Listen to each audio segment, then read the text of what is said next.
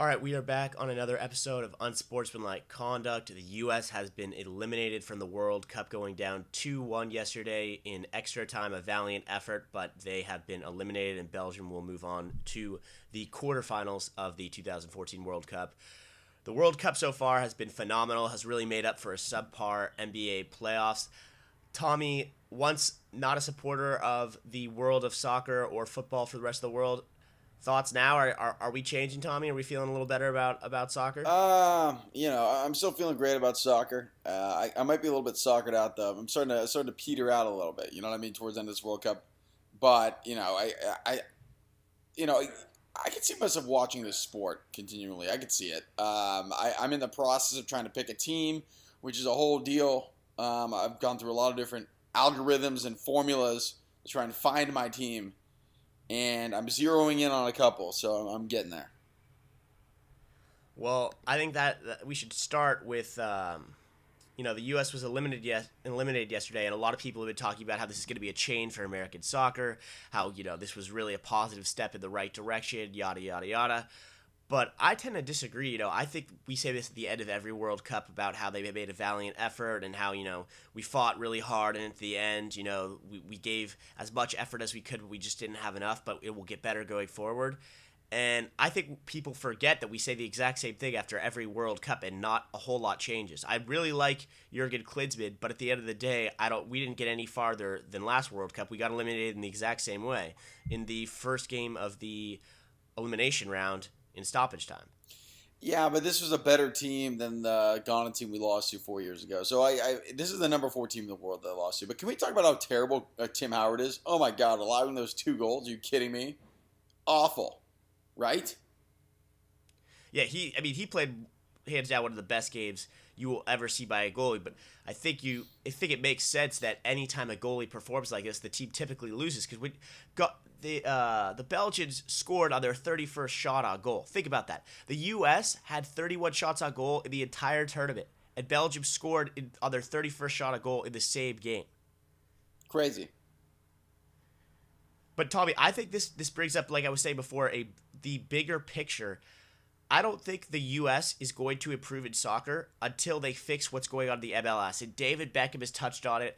I don't think a lot of people realize that there's a salary cap at the MLS. They have a provision where you can pay 3 players as much as you want that don't count against the salary cap, and that the rest count against the salary cap, versus the biggest European club leagues don't have a salary cap. So I think the biggest issue is what motivates the kids growing up who have the most talent to play soccer, because the money's not there. If you're a highly talented athlete growing up in the United States, you're going to play the sports that can pay you the most. You're going to play in the NBA, the NFL, Major League Baseball. Why would you play a sport that doesn't pay well unless you go over to Europe, where they don't pay that many Americans over there, and you can only really get glory in the United States once every 4 years? We all go crazy and support these people every year for the World Cup, and then we forget about them for 4 years. They have one moment every 4 years to shine. They don't get paid very well. So I think until we fix that, until we remove the salary cap of the MLS, there's no motivation for someone in the United States to play soccer. And I know they've had some failed attempts before. In the 70s, they had a different league before the MLS. They had something called the North American Soccer League, and they tried to bring over Pele. They tried to basically build it up the way I'm talking about. They didn't have a salary cap. There wasn't much structure. The league eventually went bankrupt. But I think this is a different time. I think they need to try an approach that's a little more aggressive. Again, the U.S. initially made a plan where they wanted to be highly competitive on the same level as other dominant countries by 2022, when they thought they were going to get the U.S. World Cup, even though it went to Qatar. And I don't see any way they could get there without changing that salary cap structure. Because, Tommy, if you are a highly talented individual in your early teenage years, or even before that, what's going to motivate you to want to play soccer professionally? I see your point, but the problem is the league doesn't make enough money, I don't think, to do that. It's kind of crazy because, again, the fans aren't there yet. So it's kind of a catch-22. You want the fans.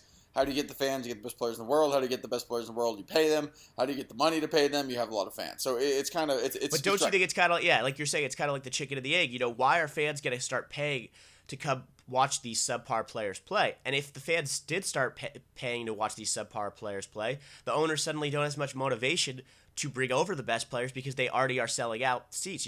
If an owner can see, bottom line money wise that they're already selling out without the best players, why would they go bring the best players over? It's kind of one of those things, what comes first. And in my opinion, there's other people I've talked to who haven't been the biggest soccer fans who said they didn't really care before the tournament, and they've showed a lot more interest than they thought they would. And I think if you bring over a Messi, a Ronaldo in their primes to a big market team like New York or Los Angeles, you're going to see a lot more interest. And I know Beckham started to help a little bit, but this was an aging Beckham who was well past his prime. Imagine if you have, top 10 talent in the MLS, in the biggest markets, throughout their prime. If someone could see Messi play day in and day out, you would be creating soccer fans right and left. And I mean, Messi's getting paid 20 million, euros over in Spain, but for Americans to see they could make that type of money playing soccer in the U.S., I think would fundamentally change everything. And I know you said, they don't have the money to pay these players, but why not focus on the big markets then, If you take away a salary cap, that doesn't mean that every team has to pay above what they can afford. You look at baseball, the Kansas City Royals aren't out there spending like the Yankees. So let a team like a New York or a Los Angeles or a Miami team that Beckham's trying to create go out and pay those premium players what they deserve, and then the smaller markets will eventually be able to afford better players once the bigger markets can develop these followings. That's my opinion, at least. Do you know what I think will drive kids to play soccer, though? What? It is by far the cheapest sport to play. By far. You don't need a hoop. You don't need, a bunch of guys. All you need is a ball, and that's it. And it doesn't even necessarily need to be a soccer ball, and you can still learn it. So, but wouldn't you say that's the same as basketball? No, because basketball you need a hoop. Basketball hoops are pretty easy to find. Yeah, but not really. All you need in soccer is just open space. You don't even need a goal. Yeah, but I don't know. I think in a lot of impoverished areas across America, it's basketball is becoming great is something that they have. They might not have a lot, but there's typically a hoop somewhere where they could play street basketball. And I think that's one of the reasons why basketball has become so popular. And you look at it now, I mean, even baseball is struggling in the United States to stay relevant. The African-American participation in Major League Baseball has significantly decreased in the last few years. And heading to sports like football and basketball, the only thing that could potentially, in my opinion, help soccer besides, paying them better in the United States is the demise of football. If it turns out that there's so many problems, later in life with concussions and these injuries that parents start steering their kids away from football and into other sports. But at the end of the day, I think it's money is the main motivator. Yep, I'll be with you on that. So sticking on the subject of soccer, heavy dose for you this morning, Tommy. Yeah, it's a morning and we're talking about soccer. I mean, you might as well wake me up with a punch in the face. Oh, wait, no, I like soccer now. Never mind. I love soccer. Never mind. I forgot I like soccer. Yeah, I forgot. This is an it's a slow process. We're slowly bringing you along, educating you until suddenly it's an enjoyable experience for you, Yeah, I'm sorry. I forgot I like soccer. So heading into the quarterfinals, who do you think is the favorite? We've seen some unbelievable games. Here's a stat for you, Tommy, that I think really represents how amazing this World Cup has been. In 10 straight World Cup goals have been scored after the 75th minute in the round of 16. Yeah, 0-0 all the way through. Crazy. So, amazing drama at the end of these games. Who do you like, Tommy? We could have had a ton of upsets. Instead, the favorites all moved on in the round of 16. Who do you like? Oh, man. I hate being a homer, or not really a homer against the home team, but I think I've got to take Brazil in this. It just looks different when they're playing. You know what I mean? It just doesn't even look like the same game. They're just superior. So I'm gonna go with Brazil. I'm gonna disagree with you because I think Brazil has kind of just skated by. They looked pretty weak against Chile. They got really lucky with that ball in late stoppage time at the crossbar. They could have already been eliminated. I like Brazil to advance. I think it's going to be a tight game against Colombia, but I think the winner of France-Germany is gonna win this entire thing. I think they will beat Brazil, and then on the other side of the bracket, what's going to be a really entertaining game is going to be the Argentina-Belgium game. Messi has literally been taking Argentina, putting him on his back. Got a lot of criticism in the last few tournaments for his not playing up to his ability, and this tournament he's completely silenced all the doubters. So I think in terms of the best games to watch in this round of 8, Argentina, Belgium, and France, Germany. For me, those are the two biggest games. And I think Argentina is going to advance again. I think if there's a team that's going to find a way to keep winning despite not having the best players compared to a Germany. I think Argentina. So I like what Messi's doing right now. If you want to rely on one guy, that's fine. I mean, that's your call. All right, Tommy. I'm sensing I've kind of pushed you to your max on the football discussion. Yeah, I mean, no, I mean, I'm doing pretty good. I feel like I'm doing all right. I'm doing all right with the. No, you're. I'm just saying. I care about your feelings, and I could tell if I start saying something like Carmelo or LeBron, that might spike some more interest in our discussion. I know basketball. So let's head that way. Okay. Let's head back towards the States. U.S. is out. Let's head towards something that people care more about is NBA rumors, because everyone loves to talk about July 1st NBA rumors. Everyone loves to gossip. Carmelo is currently on his free agency tour. He's got to love this tour of being coveted by every team. Getting wined and dined. Having his face up on the side of buildings with the jersey of the team he's visiting. He never got to do this before because he was traded to the Knicks for free agency, so he's loving this. Where do you think Carmelo's headed? It's a tough one because I don't think he'll go to the best spot for him. I think he will end up in Chicago. I really do. He won't end up in Miami. I don't think he'll go back to New York. So the next logical place, I think, is Chicago, and he'll go play with Derrick Rose, and they'll be terrible, and they'll fight, and it'll be bad. But that's where he'll go. And your reasoning, I think we've talked about this before, for why you think Chicago's a poor fit for him is that Derrick Rose holds onto the ball. What was that stat you had about how often Derrick Rose holds onto the ball that Carmelo's the same player? Derrick Rose, let me see if I can get it. I don't remember off the top of my head. Give me a second. Here she is. Oh, man. Don't you love spreadsheets, Trevor? When you find them? It's beautiful. It's a beautiful thing. Okay, so yeah, Derrick Rose. 24% of the time that the Bulls have the ball and he's on the court, the possession ends in him either missing a shot or turning the ball over. Carmelo, that's the most of any player in the league. Carmelo is fifth in that statistic as well. This is a bad set. You don't want to be at the top of this list. Carmelo is fifth with 19.5%. So, do the math on that. Gotcha. Well, that was an interesting stat because I always thought the Bulls were a good fit for him just because I thought they needed more offense, that Thibodeau, had really figured out how to lock it down for them defensively, but they'd struggled a lot on offense. That I think Derrick Rose can be more of a passer if he has a scorer like a Carmelo Anthony, and that kind of combination of him, Taj Gibson, Joakim Noah, and Melo could work out really well. So I still think that they could make it work with the Bulls. I think Thibodeau's a good enough coach that he could figure that out. I don't like him going to the Rockets. I don't like him going to the Lakers. But I have this weird hunch he's going to stay with the Knicks. I really like what Phil Jackson's done so far, shipping out Tyson Chandler. Even though I like Tyson Chandler a lot as a player, I just don't think it was working in New York. And to get Jose Calderon, a great shooting point guard, great distributor who could play in that system that Phil wants, I think is a huge first step because New York hasn't had a great point guard in a while.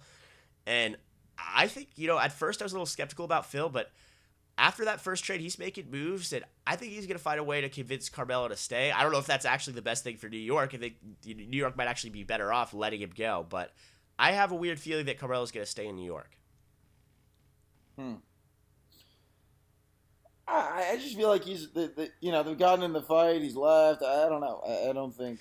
I don't know if it was a fight though. I kind of think he just wants to, be wined and dined. As you said, he's never really got to do this at the NBA. Just get the feeling that people want him, and then get max money in New York and stay home. We'll see. On the same subject, but a different person we love to talk about, LeBron James and the Heat. Do you think the Heat will remain together? They've all opted out of their deals, as well as the fourth person on the Heat who could have opted out, who is, God, I'm blanking on this right now, Tommy. So, yeah. Come on. Udonis Haslem. Sorry. I had a moment. They've all opted out, which seems like it would point towards them all re-signing, but LeBron has said that he wants max money. What do you think about this, about LeBron coming out and saying he wants max money, and do you think the Heat will remain together, Tommy? Yeah, that really came out of left field. I mean, everyone was kind of like, oh, look at LeBron taking less money again, trying to win a championship, and the debate was like, is this fair? But a lot of people were on his side, saying, "Look at this guy, he's taking less money," and then all of a sudden, out of nowhere, he's like, "Oh, by the way, you guys are all going to opt out. I'm going to opt out, and I'm going to take more money. So you guys either take less or you can walk. This is my squad." So I thought that was a pretty insane thing to do. Man, it just looks bad. It just looks really bad. What do you think happened during that dinner? Because it was rumored they had a dinner. They discussed this as far LeBron, Chris Bosh, Dwayne Wade, and it's pretty. Everything you just said is pretty must have happened. You know, did LeBron literally say to them, "Okay, you know what? If you guys want to stay, I want max money. You guys figure out how to take less so that we can afford other players." Because that's a pretty bold move, especially considering how much LeBron makes in endorsements. I don't completely understand it. Is it just something that he wants, it to be known that he deserves max money? And I don't understand that. Maybe he wants out. I really don't know. I mean, when he said that, I immediately said, well, he's gone. But now it sounds like they're going to try and make it work because the Heat have already put out there to the free agents that they're going to have $12 million left after they re-sign those three guys. But I don't know. I mean, I could see LeBron walking now. I really could. And if I'm those other two guys, I'd be pretty pissed, especially if I'm Dwayne Wade and I was supposed to make $20 million twice, and LeBron basically sticks a middle finger up at you. I mean, yeah, and they're supposed to be good friends, so that would be, but then we've seen it bail with Cleveland, so it's awkward. It is going to be an awkward situation. Compared to 2010, though, LeBron has been very quiet on the free agency front. He hasn't been accepting meetings with any other teams, which is another reason that leads me to believe he's going to re-sign with Miami. But we've seen crazier things happen, so I think in the next few days we'll find out what's going down. But at this point, I see the Heat stay together. It's also funny because you see all these other teams clearing cap space like crazy. The Rockets just traded Omar Asik. They are looking to potentially ship out Chandler Parsons, Jeremy Lin to clear space for Melo or a LeBron. The Suns are talking about how they can afford both. All these teams are going, jumping through hoops to try to make this happen when they might not be going anywhere at all and just kind of destroying their own teams. Crazy.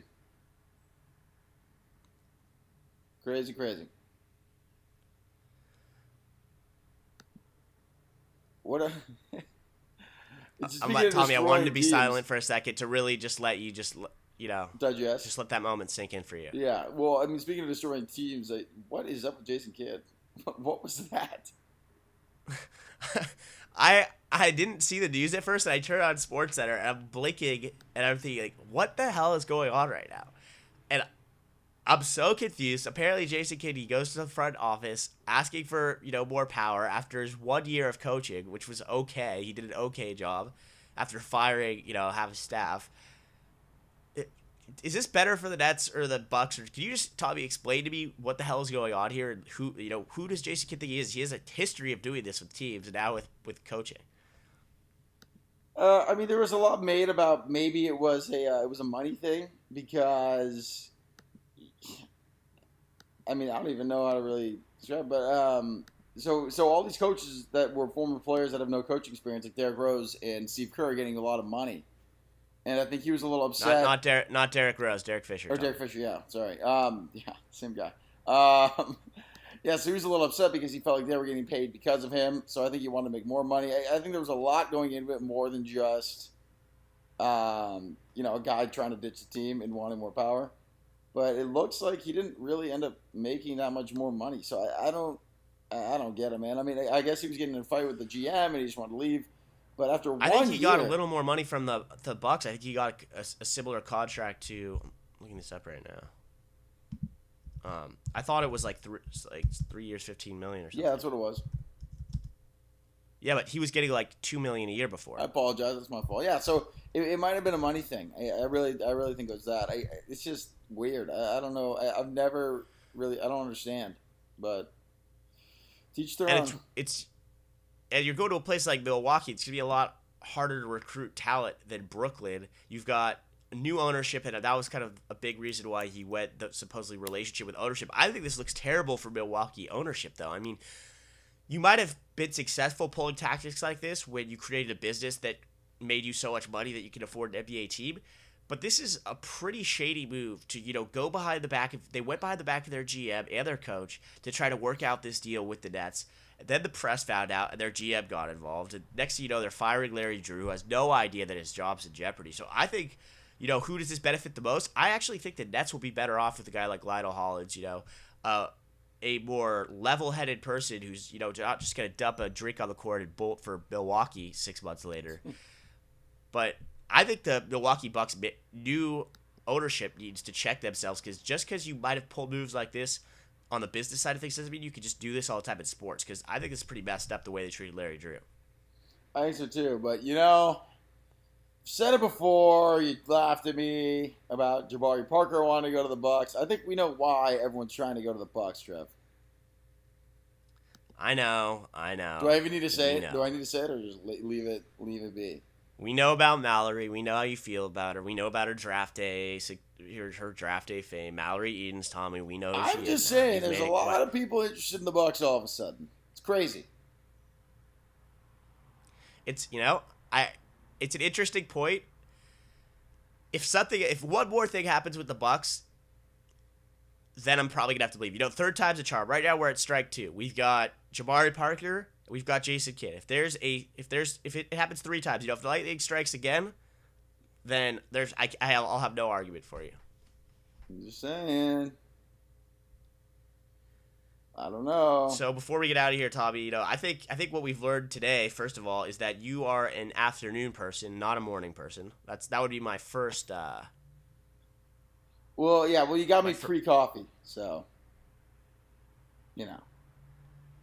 Yeah, but that's on you. You knew what time we were going on air, so I can't bring the coffee to your doorstep. We don't live in the same place anymore. That's true. That's true. That's true. So at some point, you could lead the. I forgot how that now goes. Yeah, who's not a morning person now? Yeah, who's not? Who could you lead to water, but you can't drink the water? Is it the mule? Is it the? I've never heard the horse. You can lead the horse to water. You can lead the horse to water. Okay. I'll buy that analogy. It did make. I think it made sense in that. That made sense. Yeah, that made sense. Never mind. That made sense. Before we get out of here, let's who's hot, who's not, Tommy. You want to start, Tommy? Yeah, I'm gonna start with who's not, because I'm proud of my squad, my home. I'm a little bit of a homer. The San Diego Padres in the month of June hit 177 as a team. 171 as a team. As a team. The whole entire team put together, 171. So that, it's the worst in the history of Major League Baseball for the month of June. It's never happened before. No one's ever been that bad. Hey, Tommy, while we're on the month of June, talking about our own teams, at least you're not the Giants. Giants go into the month of June, best record in baseball, up 10 games of the Dodgers. They exit June trailing the Dodgers, drop 10 games in a month. That's pretty terrible, but hitting 171 for an entire month, that's worse than most pitchers. That's terrible. That's awful. Yeah, that is awful. I feel your pain. We feel each other's pain right now. Last thing before we get out of here, what happened to Serena Williams yesterday at the Wimbledon doubles? I've never seen anything like that. You think she was drunk? I think she was having an out-of-body experience. She could barely hit the ball to the net when she was serving. Give me your doctor synopsis, or here's my doctor's analysis. For old time's sake, the nurse's synopsis. For old time's sake. Okay, yeah, back in the nurse days. Have you seen the movie Space Jam, Trevor? I've seen it. Oh, I like where in that movie, the Monstars from another planet come to planet Earth and suck out the talent of some NBA players. I think they're trying to play some tennis. I think that's what happened. They sucked the talent out of Serena. She walked on the court and all of a sudden forgot how to use her arms and legs. That is what happened to Serena Williams. The thing about what you just said is it actually makes more sense than pretty much any other explanation I've read. She tried to say she had some kind of stomach or some viral infection. I don't know, something like that. Other people think she was drunk. I watched that video. That didn't look like someone who was super drunk. Like, she could barely hold on to the ball. She was weak. If you're drunk, she'd probably be just whacking that ball probably into the stands, like hitting it. There was something seriously wrong there when she couldn't get the ball anywhere near the net. When the linesman was throwing her a ball, she flat out missed one of them and had to throw her another ball. Yeah, it was insane. So what's so unfathomable is your Space Jam theory is actually the theory that makes the most sense out of anything I just read. And the only thing that would have to happen then is we'd have to see some other tennis player come out of nowhere with some godly power in Wimbledon. That would be the only way to back it up, correct, Tommy? If we're following this analogy. Yeah, and I'm playing the Monsters right now, getting their power in the background. That's what the noise is. They're getting huge. They're getting huge. There's little scrawny guys, now they're huge. It's super scary. Very scary movie. Uh-oh, the Looney Tunes are scared. Yeah, the Monsters are awesome. You know what time it is, Tommy, for you? No. It's coffee time. Oh, I mean, you know, if you don't want to hear the Monsters getting on the court, that's your prerogative. But yeah. I'll give you 10 more No, seconds. I mean, I stopped it. I stopped it. It's fine. If you don't want to hear it, it's fine. You want to play them? No, it's fine. You know what's actually very underrated? The Monsters have very cool jerseys, and they're all number 0 apparently. I don't. Speaking of that, we got a second Space Jam coming out with LeBron James. I don't think that's actually happening. I think that was an internet troll. I fell for that one too. I fell for it. God damn it! I know. I was really. I hate when that happens. I was looking forward to it. That's really frustrating. Yeah, it is. Probably wouldn't have been as good as the first one, though. Sequels never are. So maybe it's, unless you're the Mighty Ducks and you just keep getting better sequel after sequel. D2 was the best one. D2. You thought Iceland as a nemesis was the best. You didn't like when they returned to play the varsity team? Dean Portman comes out in the beginning of the third period out of nowhere. Quack, revive the team. Quack, they come back and win at the buzzer by boy. Goldberg. Quack, quack, quack, Mr. Goalie Boy. I love it. 2 minutes, well worth it. Love it. Those quotes were unreal. Let's go shake their hands. That's childhood right now. I've actually wondered, are we just old, or is there a reason that they haven't been coming out with any good kids sports movies? When we were younger, look at the quality of the sports movies. Oh my god. That's what we should do. We should rank these things. I mean, you got the Mighty Ducks series, you got Little Giants, which is great. Sandlot, obviously a great one. The Big Green was phenomenal. Rookie of the Year. Angels of the Outfield. The Little Big League. Did you say Big Green? Big Green, yeah, great one. Yeah, classic. That movie, unbelievable story of David versus Goliath. Yep. Talk about teaching you life lessons in sports movies as a kid. The C is just a letter, Charlie. What? The C is just a letter, Charlie. Nope. Hans. I take Charlie's C away. Nope. I don't know about that Hans. I know who Hans is. I just think you got to work on that accent. That was comparable to my German accent. Yeah, well, Hans is an angry German guy. Well, he's not angry, but he's German. German people. Hans always talked kind of slow and old and decrepit. The C is just a letter, Charlie. Look at that. A little better, but talk a little more fragmented, a little slower, and a little more like you're dying. The C is just a letter, Charlie. Yeah, that was better. Yeah, better. Okay, there you go. Yeah. Thank you. All right, well, I think we know what we want. Let's rank that for next. Let's do it. A good blog post. Yeah, that would be good. Right. You know what? Now we got some homework for you. Get some coffee into you, and let's get a blog post. Let's get that ranked. I'm gonna do it, and then I got a plane trip tomorrow. I'll be sitting on the plane doing nothing, and I will just rank sports movies. There we go. We brought Tommy back to life. We started with soccer. Wasn't too excited. Figured out he hadn't drank his coffee. Still wasn't too excited. Suddenly start talking about kids' sports movies. It's the natural answer to coffee, Tommy. It's knuckle puck time. All right, that's going to do it for us on Unsportsmanlike Conduct. We'll be back next week. Lotioning. Talk some more World Cup. Oiling. Lotioning. What? Sandlot. Okay. Wendy Peppercorn. See, suddenly he's alive, folks. He's alive. Lotioning. Oiling. No? No, I wasn't cutting you off. I was letting you do your thing. She knows what she's doing. And right. You know what? The best quote of all time from Little Giants. Spike don't play with no girl. It's genius. Spike? You want to close it? You want to close it down, Tommy? You want to shut this thing Power down? Eye! Yeah, let's get out of here before I start yelling stuff. All right. We'll be back next week, talk some more World Cup, see if anything else has developed at NBA free agency for Trevor Brew. I'm Tommy Morris. Happy 4th of July, everyone, by the way. Yeah, happy America. Careful with the fireworks, though. They're very dangerous. I've had a couple scares. Yeah, we wouldn't want to have to replace you on this show. No. Irreplaceable. Who would yell stuff if I wasn't here? All right, we'll be back next week. We're out. All right. Peace.